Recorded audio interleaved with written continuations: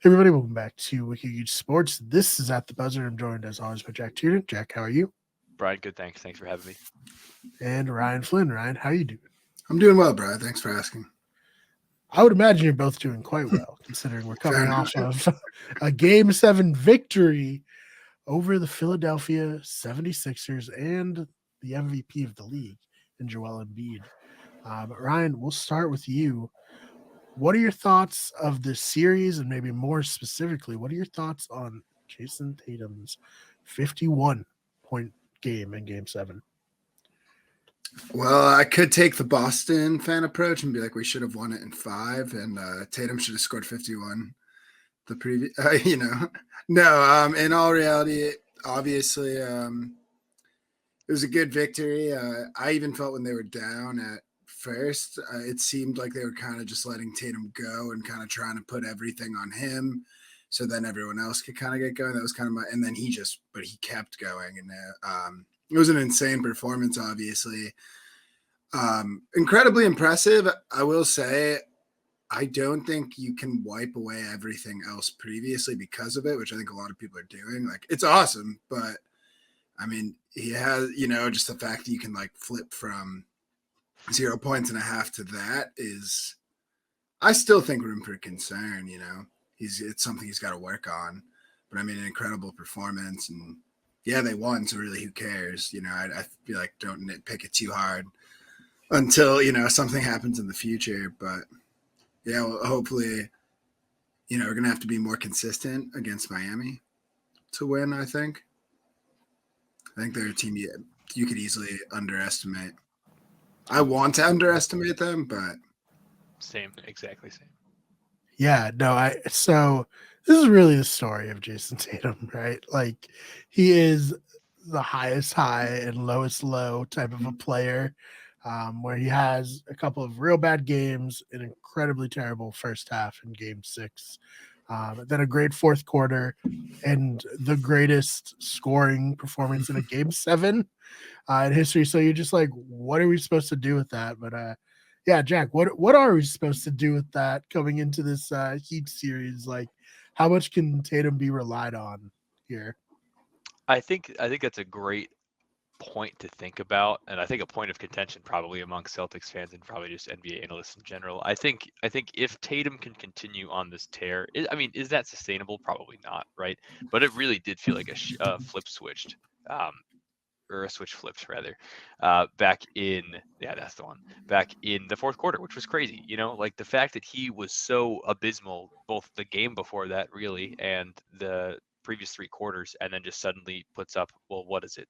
I think it's like almost 70 points over 5 quarters. Like that's absurd. Um, so for me, I'm like, okay, I don't think that's realistic to expect that, but if we can get even just a toned down version of that and anything consistent for the Heat series, we're in a good space. Um, the positive takeaway from that as a whole, I think, from a Celtics team perspective, is we saw Marcus Smart take a lot of the offensive load and be effective with it for the most part, knowing that, okay, maybe I shouldn't just huck up a three here and driving to the basket, hitting some tough fadeaways, hitting some important threes. So we don't talk about the game 5 three that was like 0.2 seconds too late. Oh, Um, yeah. but for the most part, I mean, Marcus has taken on a lot of the offensive load, which was surprising, and Jaylen Brown has been doing his thing, obviously, as well. Um, so it's nice to see guys like that still be able to step up when your number one guy isn't on, like, at all, frankly, at all, right? Um, I think surprising to see that we didn't really get a lot of Grant time. I think, like Ryan had predicted in Game 7, we'd see a lot of Grant. I also thought the same thing. Um, I think we'll probably see more Grant and a little bit more Hauser as well in the Heat series, if I had to guess. And that's the offensive slash defensive production that you can slip into that, make that an 8-man rotation in the Eastern Conference Finals. So I think it's nice to see Tatum do that. Obviously, if Tatum can continue to do that, we let him ride, as Jaylen Brown says, just kind of let him do his thing. Um, but if he's not 100%, or even if he's not 75%, we have guys that can pick up that slack in some areas. He just needs to be, score, I don't know, a point and a half, and I think we'll be okay. Yeah, no, that makes sense. Ryan, how did the Celtics really, like, I don't want to say shut down, because Joel Embiid had some, good games. Uh, James Harden had a couple of really amazing games, and then a few games where he completely disappeared. But what did the Celtics do here to really like beat the 76ers? Or do you think the 76ers beat themselves in a way? I mean, I think the Celtics are a much more talented and complete team. And I think, yesterday was an exaggeration, but an example of, I do think the Celtics were just better. It should have ended earlier.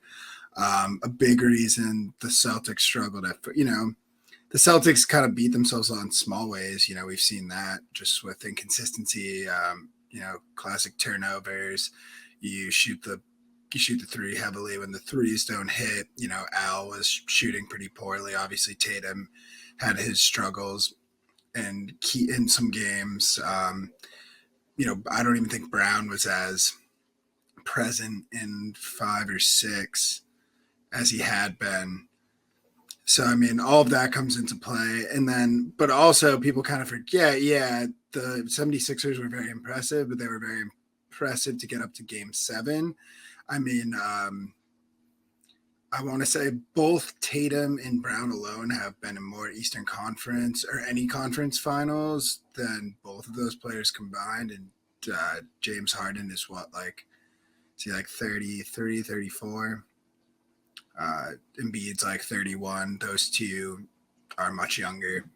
So, I mean, it does just go to speak, those aren't guys that have a track record of showing up in big playoff games when it matters to actually win the series, right? So I think that was also a bit. I think also that plays a big factor. Just Tatum and Brown have a lot more experience with winning like that. Obviously, the coaching too.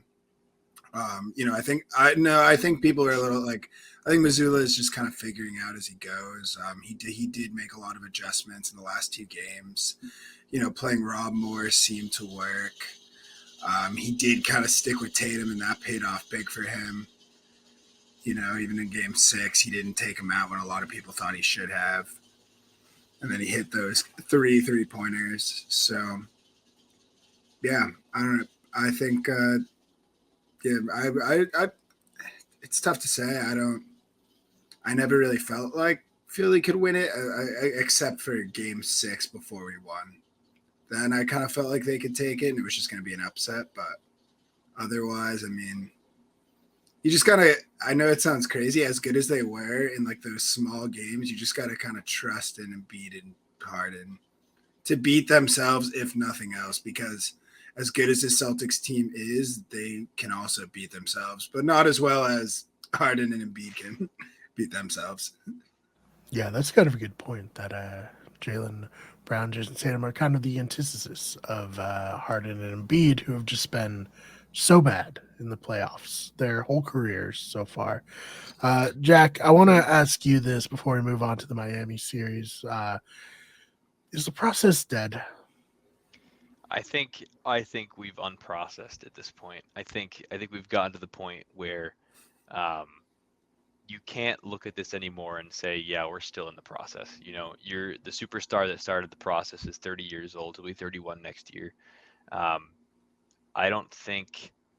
think this is blow it up and move on and restart the process, quote unquote. But I don't think you can call it the process ever again. The process is dead. The process was never planned to be Tyrese Maxey. That was never the plan. In fact, to be honest, they lucked out with Tyrese Maxey. Tyrese was always good coming out of college, but the fact that he's as good as he is and a contributor on this team as basically the third option, I would say, or as Jimmy Butler would say, Tobias Harris over me, right? Like I don't think Philadelphia is going to be relevant for a while now, to be honest with you. Yeah, it's tough. It's crazy to think that Philly had Jimmy Butler not that long ago and still couldn't make it work. Mm-hmm.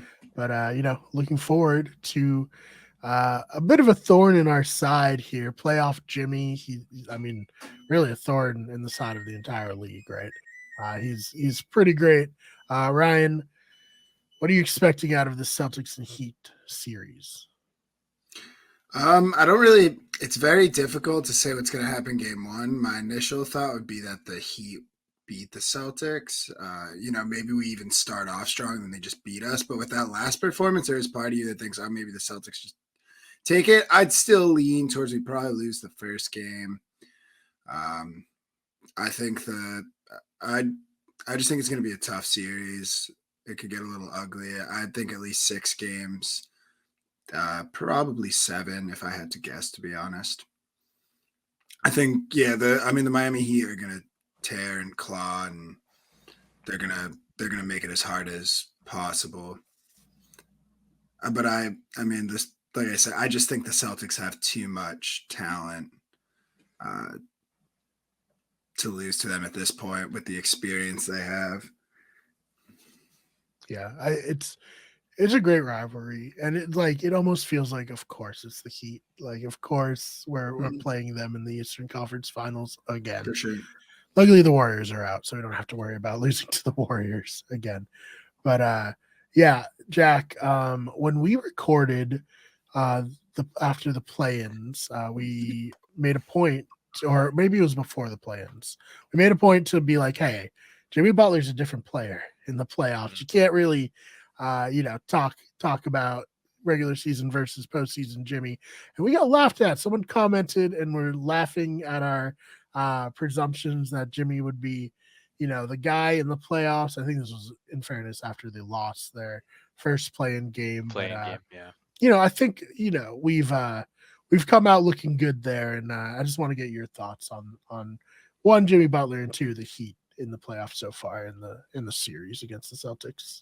I think that's a good point. I think first off, that guy's a hater. He's a Jimmy hater, and frankly, it's hard. Could never be us.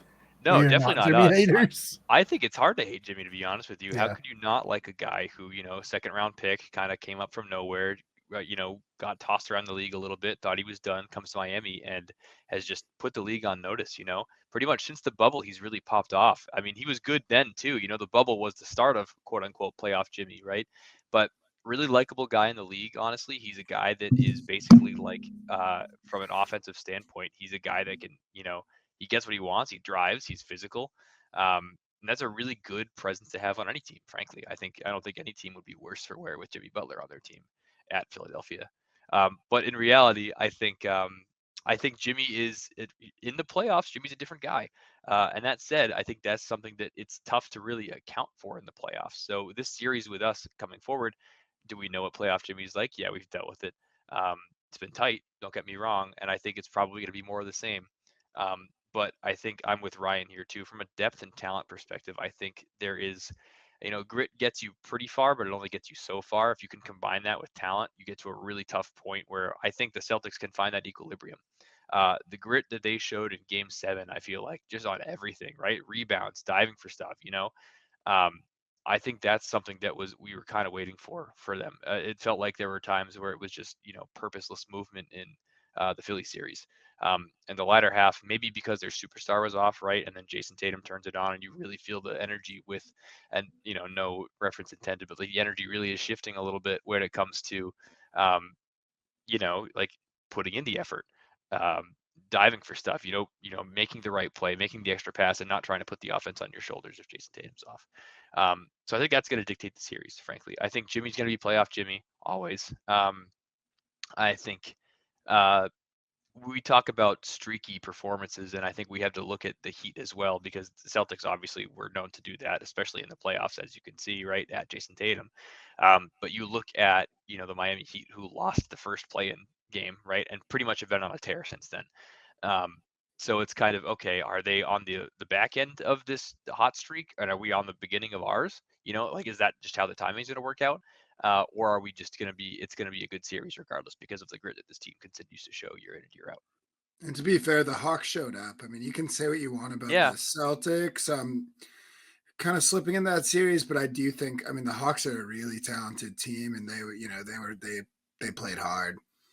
I also think when I say I want to underestimate the Heat, when you do look at it, yes, he's been incredible, but like the first round, I mean, Giannis, right, was injured for a good portion of it, and even though he did play towards the end, I mean, but the fact that they fired their coach already, who, I mean, it's like the 4th in history where a team had the best record in their conference and got fired. It's pretty wild.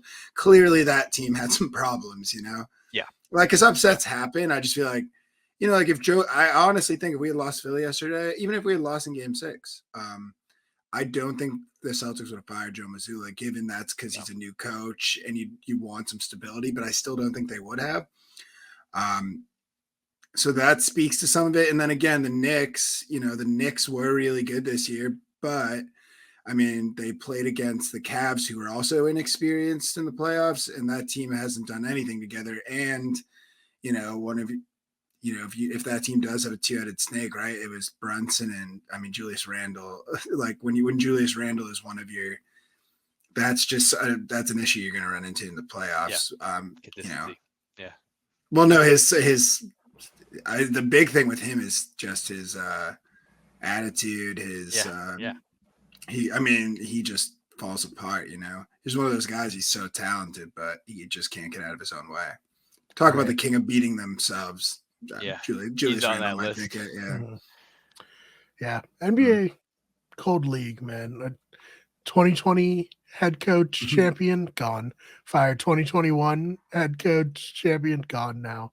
Steve Kerr, I don't know. Watch your back, I guess. They're coming. No, they will not. No, they'll never. People are saying that. That'd be ridiculous. And that would be ridiculous. Yeah, that'd be so fucked to do. The Monty Williams thing. Williams, yeah. That was. I don't like that. No, because like Durant and Booker both played poorly in that last game. And again, I don't know, like there's been so much hype around Booker in this playoffs. And like, yeah, his stats are incredible. I know he can shoot lights out sometimes, but did it really, you know, they didn't even make it to game 7. Yeah. That's and like I said, and Ayton was you're literally your third star, your supposed third star is basically unplayable. They literally were playing what I keep forgetting his name, but like Landale, is that his name? Landale, yeah. He's pretty good. He's pretty good, but had any of you guys heard of him before the playoffs? It's wild.